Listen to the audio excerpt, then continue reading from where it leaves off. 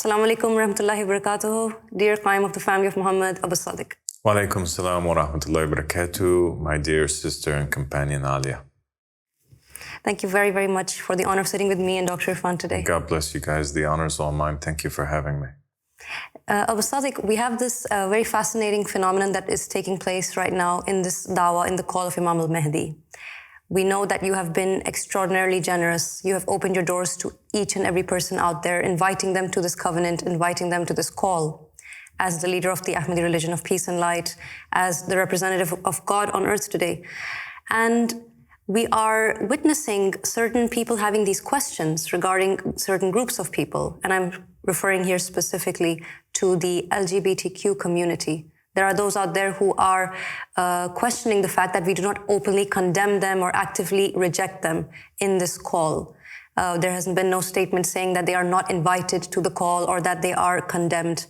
And we would like to discuss that with you and see what it is that the comment on that would be.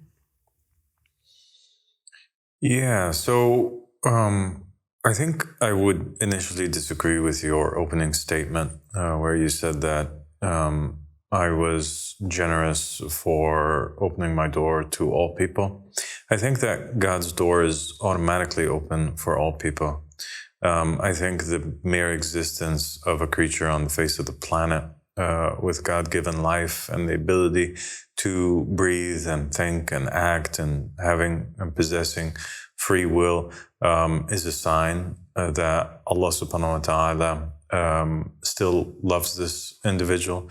Hence, the Prophet Muhammad sallallahu alaihi wasallam said that so long as a person has a breathing moment, it's an opportunity for that person to draw closer to Allah subhanahu wa ta'ala. But I don't think that it's because of any generosity on my behalf. I'm merely doing my job of calling the people towards God and fulfilling the task that I was entrusted with. As far as the LGBTQ people go, first off, I want to start off this discussion by sending a special salams out there to them. I send the peace and mercy and blessings of Allah subhanahu wa ta'ala to all members of the respectful LGBTQI community. And I come today with a message of love. That's been the message that we've always had for them. They are no different in my eyes or in the eyes of the believers that are with me than any other group of people that belong to any other denomination or faith or race or nationality or background. The doors of the dawah has been, is, and forever always will be open to all of them. No matter what it is that they have done in life, no matter where it is that they are going, no matter what it is that they are doing currently. I think there's a lot of pressure out there on religion and religious groups and religious organizations. And certainly there's been attempts to place pressure on us, which we totally reject, to kind of condemn the LGBTQ people in order that we, or condemn homosexuality as a whole in order that we win the favor of particular people of religious backgrounds, usually Christian, Jews, and Muslims. And that's something that we will not do today, and we're not going to do. I think that LGBTQ people have been oppressed. I think that they have been at the forefront of this discussion and made to feel like they are some sort of animals, or made to feel like God does not care about them, or that they are not welcome. I think that this is a great lie and deception, and I think that it is horrible. It's something which is absolutely deplorable and disgusting, and it makes me sick to my stomach, because you have so many good people out there that are members of the LGBTQ people, community, and they're looking for God, just like anybody else. And everywhere they turn to find God, they have to first go through this sickening process of wondering whether or not God loves them or hates them. And that is just extremely sad, and it's traumatizing. And I think you as a doctor would agree with me that nobody should have to feel that way or go through that on their journey towards God. God loves everybody.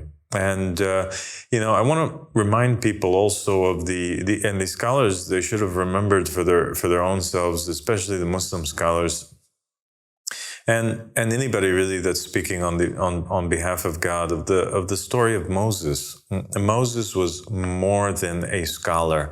Moses was a prophet. Moses was more than a prophet. Moses was a prophet that was chosen to be a messenger. Moses was more than a messenger. He was one of the ulil azm, the ones with the most determination. He was a covenant bearer, and he was one of the top 5 prophets and messengers that were ever sent to mankind. And Moses was asked one day by Allah subhanahu wa ta'ala to bring forth somebody that was lesser than him. And Moses went forward in the land, thinking and contemplating and wondering who it is that he is better than. And ideas crossed his mind. And he finally laid eyes upon a diseased dog. And he placed a rope around his neck, and he said to himself, surely I'm better than this diseased dog. And he began to drag the dog with him to meet Allah subhanahu wa ta'ala. Luckily for Moses, at some point before he reached the point of the meeting with God, he realized that he was making a huge mistake. And he thought to himself, how dare I consider, even for a moment, that I am better than this diseased dog?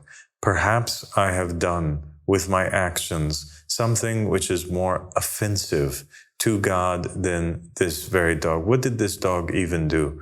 Did he just, simply because of his existence, or is it because he was struck with this condition that he is, that I'm better than him? And so he goes on and he meets Allah subhanahu wa ta'ala after having released the dog. And God speaks to Moses and he says to him, where is that thing which I asked you to bring? Meaning that creature or that person that you are better than. Moses responds and says, I can't find it. I didn't find anything or anybody that I was better than. At that moment, God responded to Moses and he said to him, by my glory and by my might, had you brought anybody, had you brought to me that diseased dog, I would have wiped your name out of the list of the prophets and the messengers.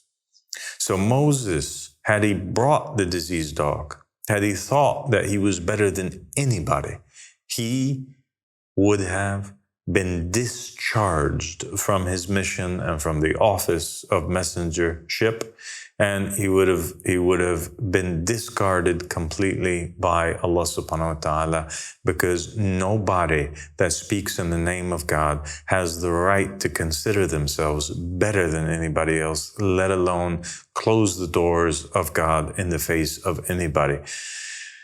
And that is the end of the sentence, full stop. There's no negotiation in regards to that. Now, obviously, there's a big difference between a diseased dog and between LGBTQ people, and there is no comparison between the two of them.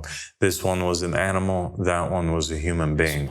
And this one was rotting, had rotting flesh, was dying, had a disease that was incurable. These people don't have a disease. These people, they only have a different sexual orientation.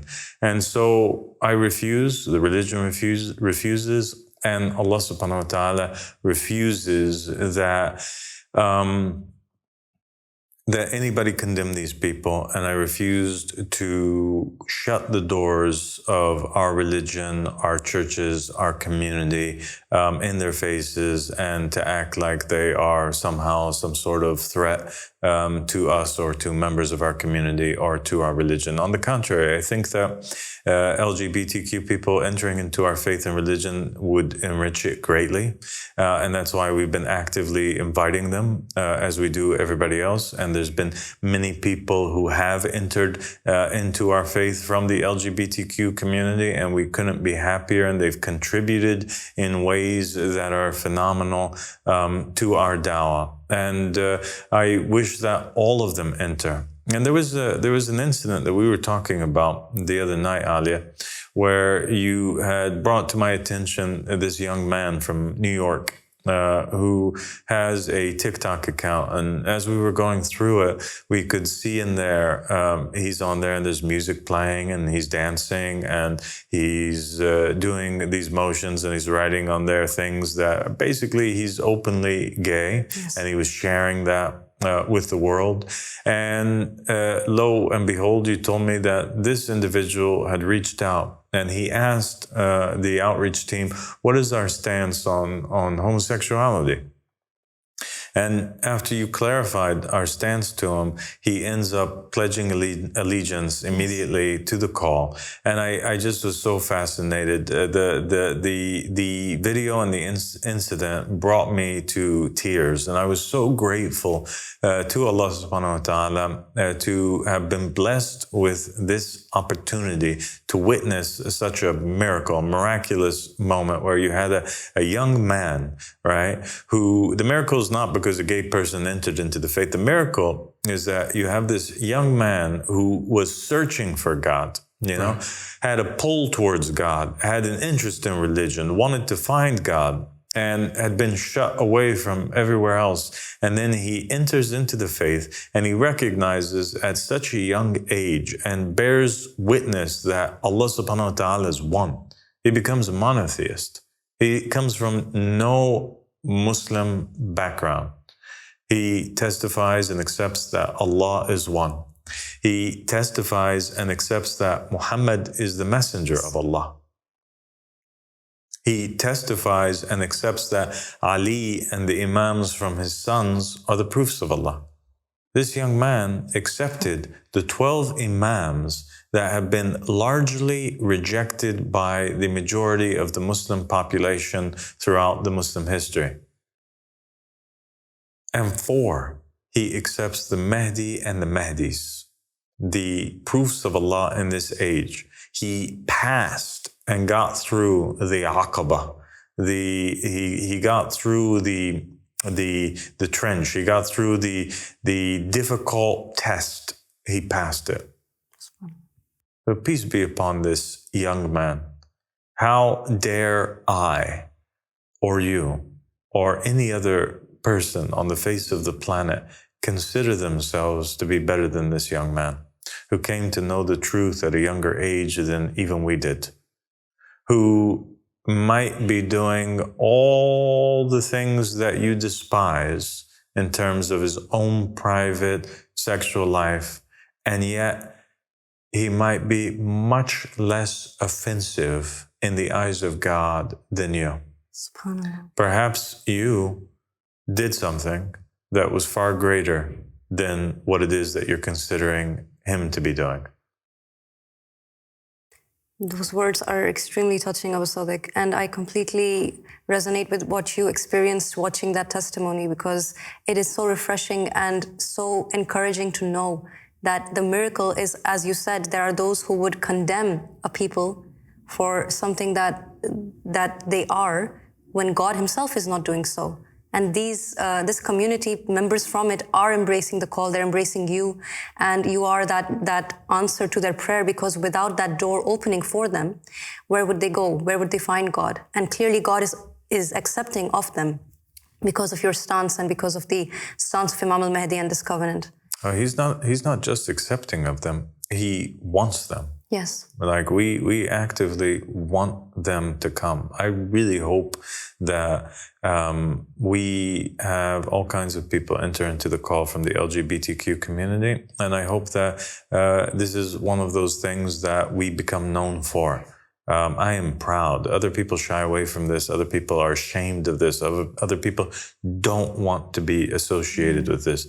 I want to be known and associated with our doors being open for them and for everybody else on the face of the planet. Yes. Now, al-Sadiq, you mentioned that people who are marginalized and people particularly from the LGBTQI community who have all of these issues, because whenever they seek God and they turn to a religion, an established religion that is out there, immediately the doors of God are shut on their faces, and particularly, unfortunately, from the Abrahamic religions. Absolutely. And the example of Moses that you used is a resounding fact that we are the only ones living in alignment with God's true principles. And I think, the next question I guess people would have is, why is there a loggerheads in this regard in terms of the mainstream religions, particularly Islam as it exists today, who immediately denounce and close their doors, whereas you have this all-inclusive policy, you have this tolerance towards people from this particular community that suffer greatly? Yeah, I think that's a very good question, and I think that it's a very easy question to answer. And I think that the Abrahamic faiths have this anti-homosexuality or homosexual stance due to a particular biblical story, and that is the story of Lot and Sodom and Gomorrah. And most people, they already know this story, but for those who don't, basically there were these towns, Sodom and Gomorrah, and the people in there were unrighteous and they were doing really bad things. They were basically attacking people as they were coming by or walking through their village. They were robbing them, they were cheating them, they were unjust, they were doing a lot of trickery and deception, essentially, and torture and murder. This is what they were famous for. But people tend to leave and forget all of that, and they focus on one aspect, and that is that it was mentioned that they were doing unnatural things, that the men were sleeping with the men, and the women were sleeping with the women. And Allah subhanahu wa ta'ala had sent a messenger to them, and that was Lot. And they disobey Lot, and God sends a couple angels, 3 angels, to go to them. They attempt to rape the angels, and God ends up destroying the city of Sodom and Gomorrah. And so people took that story and they said that basically homosexuality is a grave sin. Homosexuality is the sin that is mentioned in the Quran, the likes of that nobody in creation has ever done beforehand. Therefore, homosexuality is evil, and gay people should be killed, like in the story of Sodom and Gomorrah. And for sure, they have no place in religion. And I think that this is an unfair reading of the story of Sodom and Gomorrah. I think that they're totally missing the whole point. I think we read it in a different way. And the way that we read the story of Sodom and Gomorrah is that God loved the people of Sodom and Gomorrah so very, very much, and his doors were open completely to them, to the point that he took one of his most beloved messengers, right, and sent him to live amongst them for many, many years. And he made him marry from them, and he had children amongst them, and he ate with them, and he drank with them. And the Bible even says that at the point when God had sent the angels to take Lot out of the city, they literally had to drag him out. He didn't want to leave Sodom and Gomorrah and the people that were in there.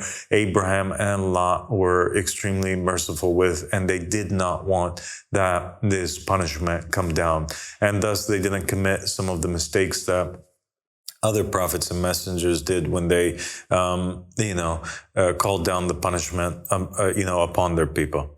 I don't think that the city also, I think that's a far assumption to assume that the city was just filled with homosexuals. I think there was a lot of straight people that were in there, and I think that that's evident from the story.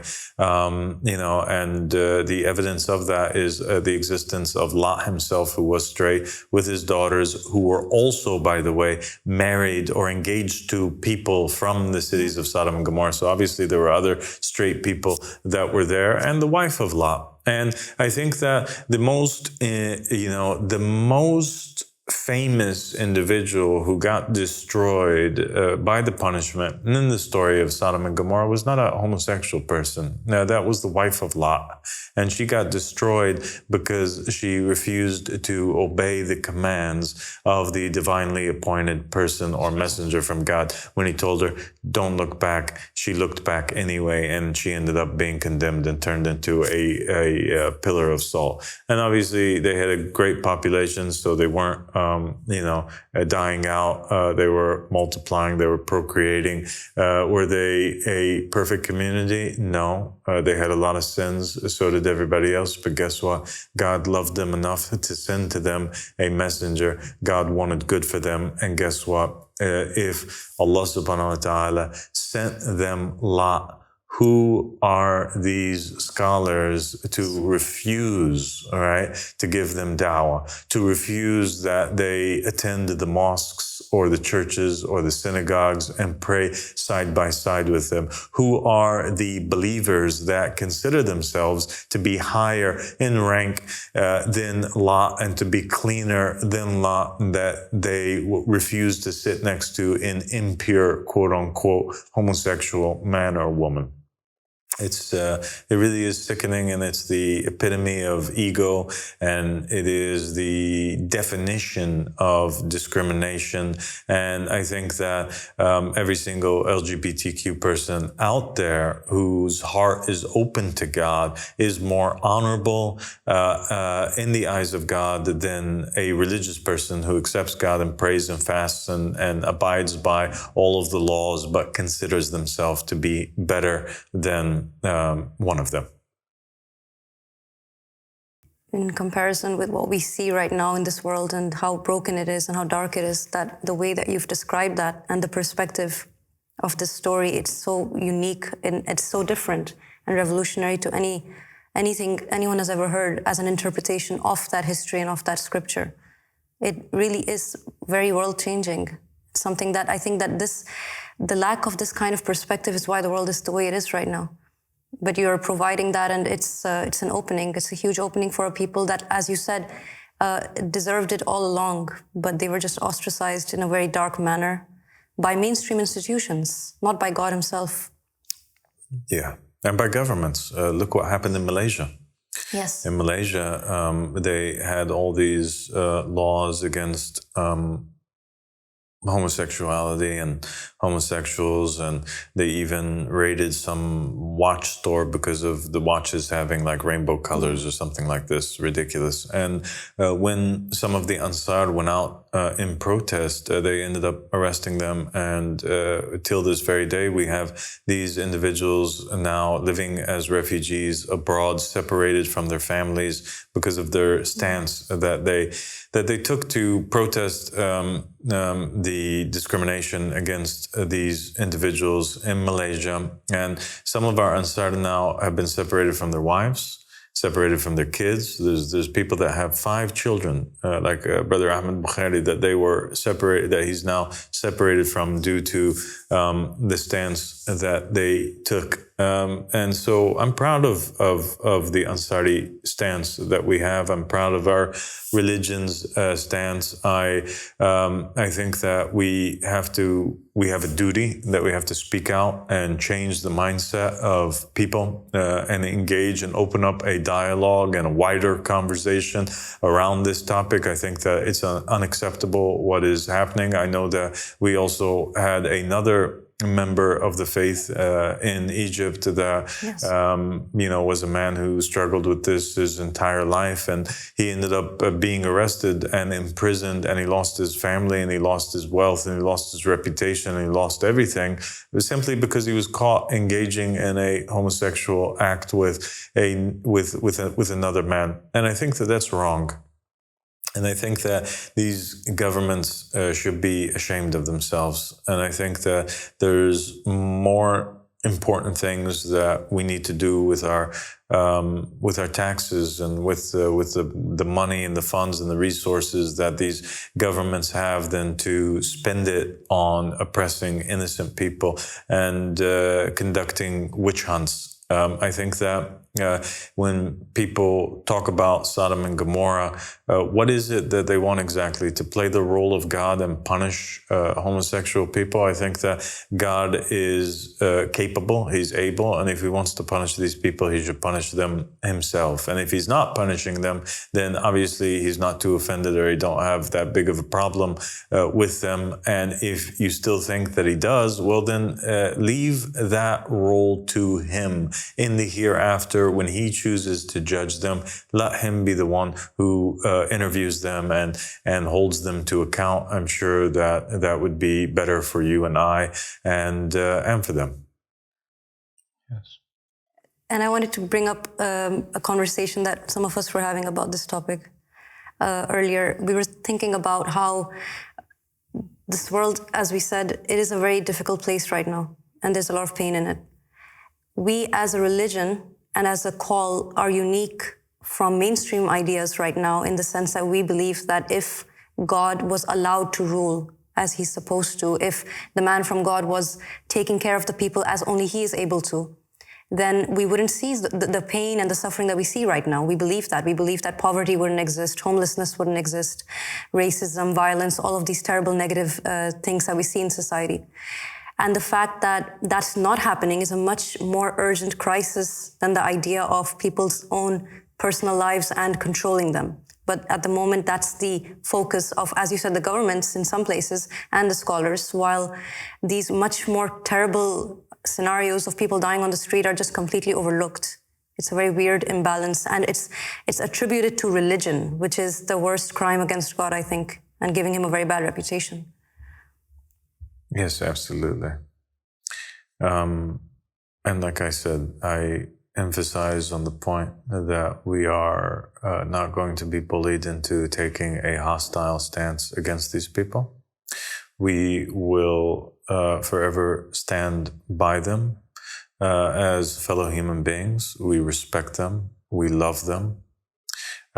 We send a deep message of love to each and every one of them today. We extend our hand to them. If they choose to join our faith, that's a wonderful thing, and we're proud to have them amongst us. If they don't choose to become believers in our faith, then we also still maintain the same amount of love and respect for them as our fellow human beings.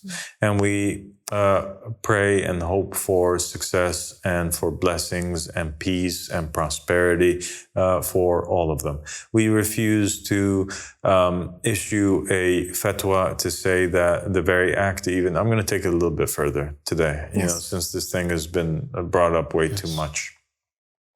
I'm going to say that I'm going to refuse even to issue a verdict or a fatwa that says that the very act of homosexuality in itself is haram. I'm not going to do that today, because we in our faith, in our religion, we believe that there were several covenants that have been established throughout history.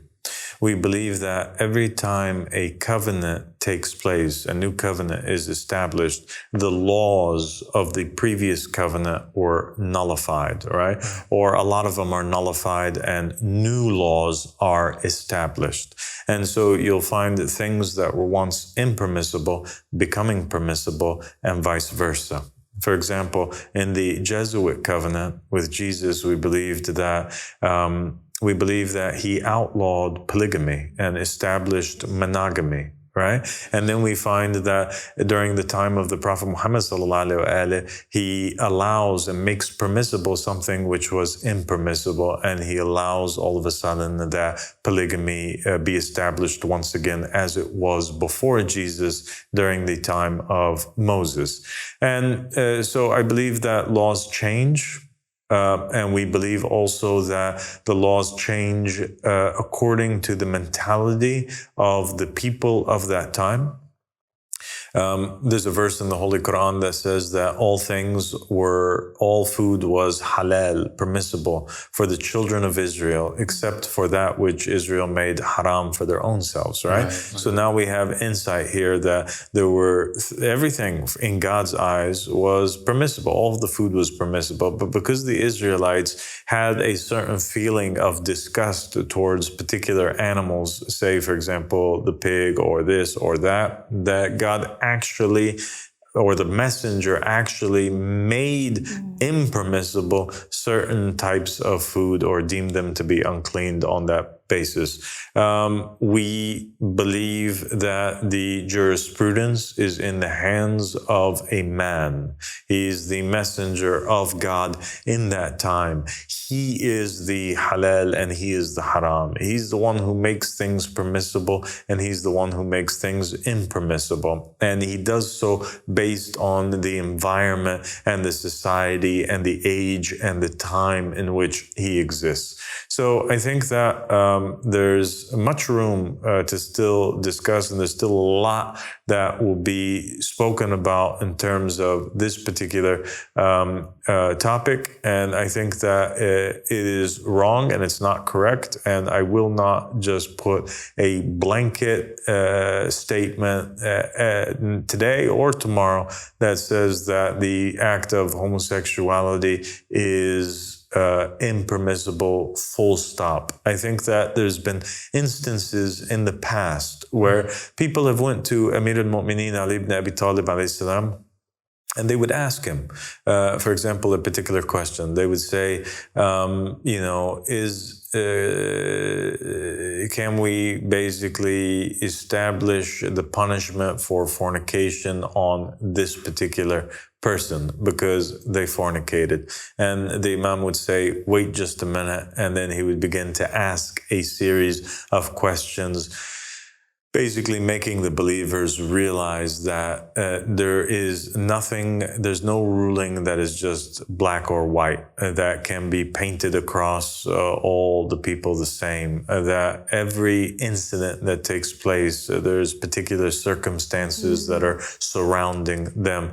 And the ruling for one case of fornication might be different than the ruling or the punishment for another case of fornication. And not all things are the same, and the same thing is not just true for homosexuality, but for everything in general.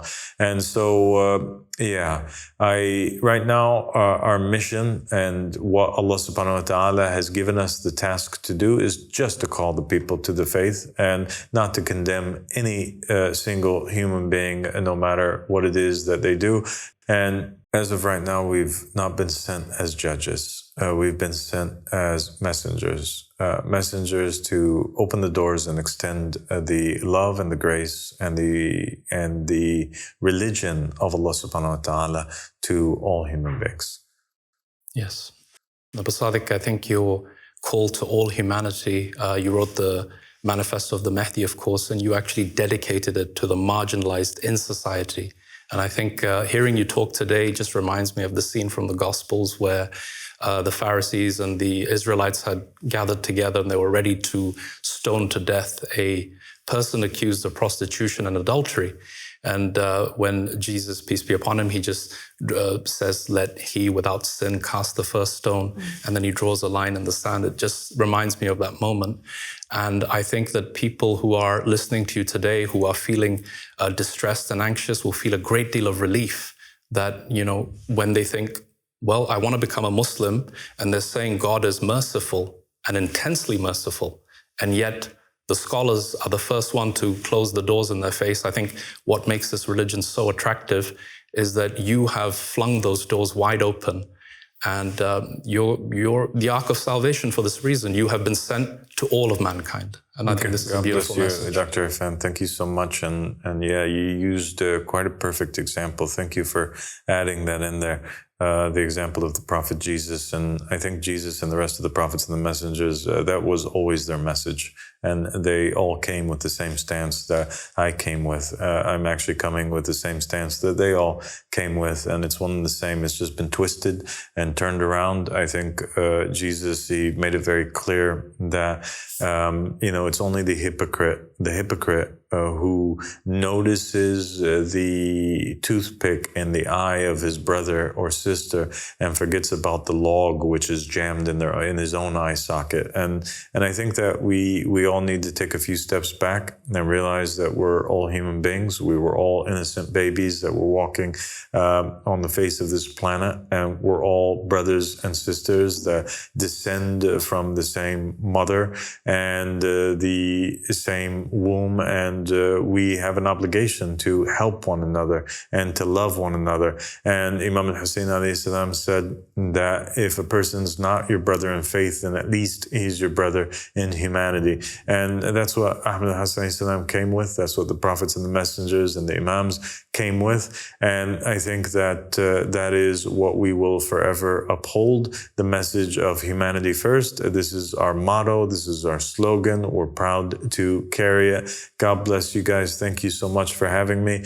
God bless the LGBTQ community. God bless the Jews. God bless the Christians. God bless the Muslims. God bless the atheists. God bless everybody on the face of the planet. And may Allah subhanahu wa ta'ala guide everybody to the truth and forgive you and I for all sins, mistakes, and shortcomings. And alhamdulillah Rabbil Alameen.